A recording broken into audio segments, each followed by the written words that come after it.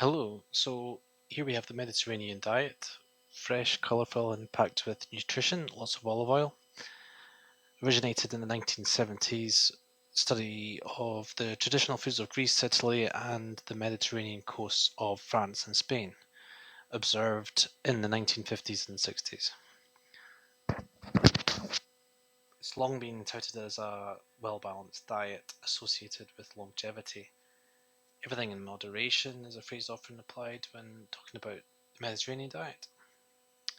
Let's take a look at the pros and the cons.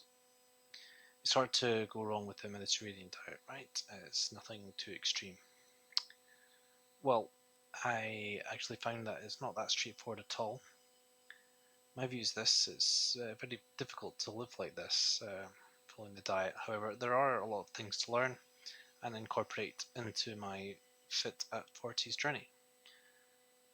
First, let's look at the food pyramid. I roll my eyes when I see this, however, I can't deny that it looks fairly logical, so I won't tear it apart. Um, the tiny red meat section at the top bugs me enough to mention it though.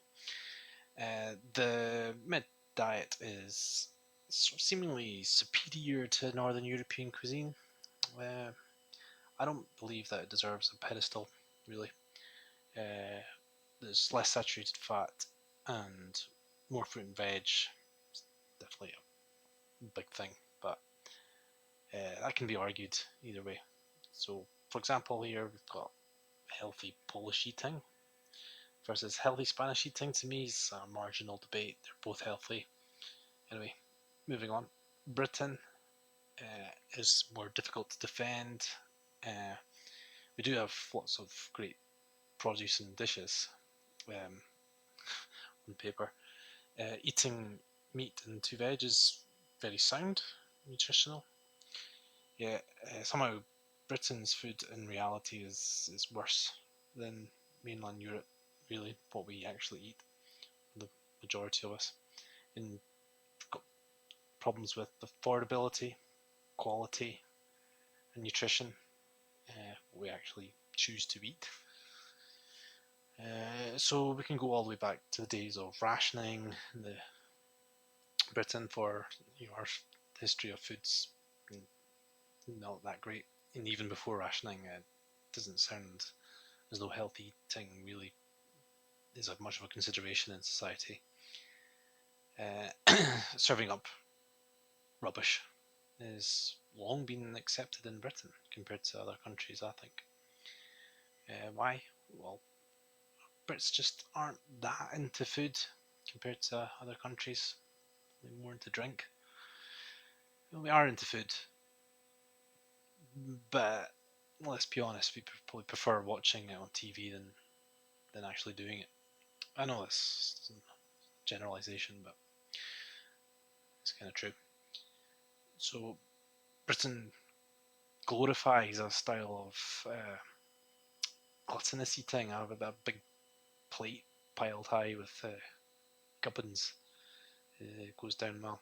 And don't forget the sauces. Britain loves sauces, HP sauce, ketchup, you name it.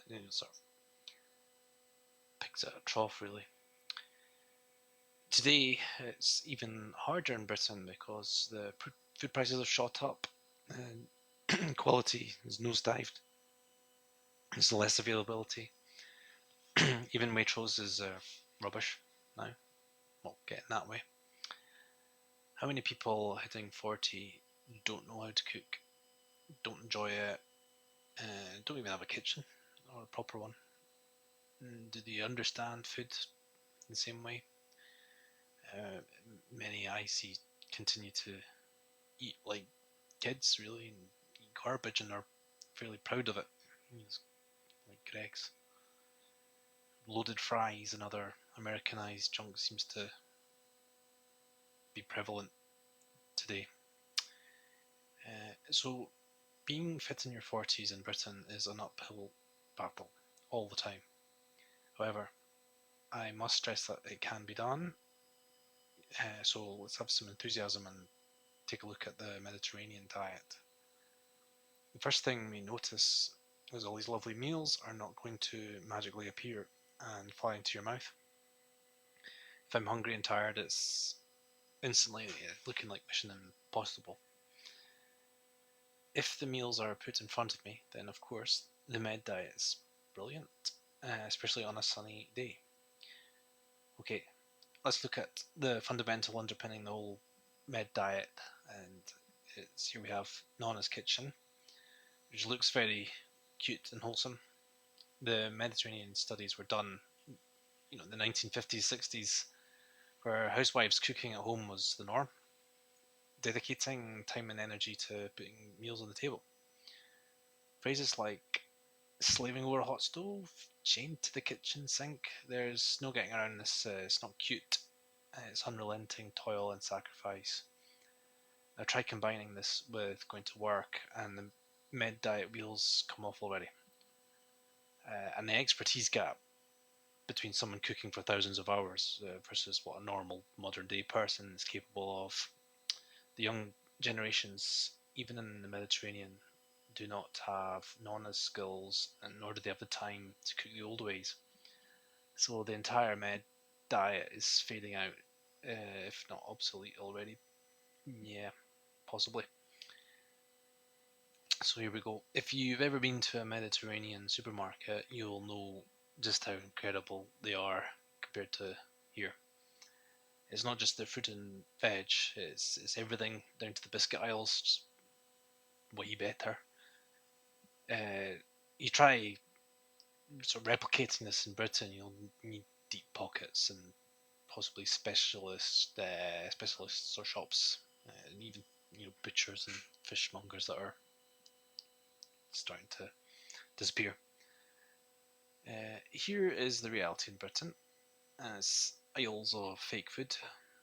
A trip to the supermarket here is got to be one of the most depressing experiences in modern Britain.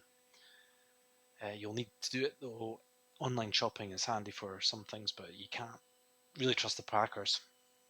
So traipsing in bags of food shop is an unavoidable reality of the med diet. Now let's confront the biggest pain. That's dirty dishes, and the ones that can't just be put straight into the dishwasher. It seems to be always the first thing to greet you after every successful meal. All I can say is stare it head on, attack it. That's what's going to separate you from everyone else who fails and gives up or doesn't bother. Being a great chef and living the Mediterranean diet means you're going to have to love cleaning the kitchen. But once you get better at cooking, you can clean as you go along more easily. Leaving all the mess to the end is tough. Adopting a military mindset in the kitchen goes a long way, particularly for the cleaning and getting the ingredients out and ready. And if you embrace the Japanese cleaning traditions, where cleaning is a form of meditation and somewhat spiritual, then you can press ahead. But who am I kidding? Anyway, if you think the diet can be outsourced to restaurants and eating out, then think again. I've been to the Med enough times to observe that most locals will likely be eating something like a plate of cheese and ham, or it's not the colourful vegetables that you're dazzled with in magazines. Yeah, and you don't know what's in the food. Restaurants are concerned primarily with being tasty. So, for example, a Spanish tortilla can have a ton of oil in it that you wouldn't expect. And let's not forget that eating out really encourages drinking out. It's the first thing the waiter will ask: what would you like to drink? The Mediterranean diet arguably revolves around another central idea, which is moderation. This can be tough. Most of us have no middle ground, and it's often easier to go hardcore monk mode than play with moderation. It's like playing with fire. The Mediterraneans they beat us Brits when it comes to self-preservation. Many reasons. Maybe it's all the Dolce Vita and sunshine in the Med, but Mediterranean restraint does not come easy to us in our temperament. if at all. Brits go large. That's what we're all about. And Italians, for example, they're very proud to be the kings of moderation, whereas we get on it. The Mediterranean diet will trigger the notion of the small, healthy glass of wine. Every time you stick a Mediterranean dish in front of you, you'll be thinking, "Oh, this is crying out for a wee glass of Rioja." And that's something, again, where in the Med, it's a myth. Everyone's glugging wine all the time. They don't. I noticed in the Med, the waiters, they rarely, they don't come back and ask you if you want more drink, more wine. They assume that it's enough. Whereas in Britain, it's like a sign of excellent service to come with a cheeky smile, ask, would you like more wine, more drink? So even if you manage to live in the Mediterranean, in the country itself, you can see what's likely to happen. You have to take on the Mediterranean diet with teetotal eyes before you can really declare it to be brilliant and successful. So let's get back to the food. I love Mediterranean food, all of it, from Spain all the way through to Lebanon, anything in between. I think it's really great. Is it my favourite sort of food? Yes, probably. In terms of quality of ingredients as well. I've learned quite a lot about cooking Mediterranean styles. You really have to follow the method exactly. Many dishes require you to not do what you had in mind, to not add what you thought. For example, being garlic and Italian garlic's mostly just to infuse olive oil and then fished out.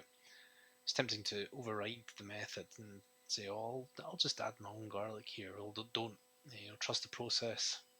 I intend to post other separate videos about some of the things I've learned and how to go about it. But I'd say a great source to learn, for example, would be Chef Stefano Barbato.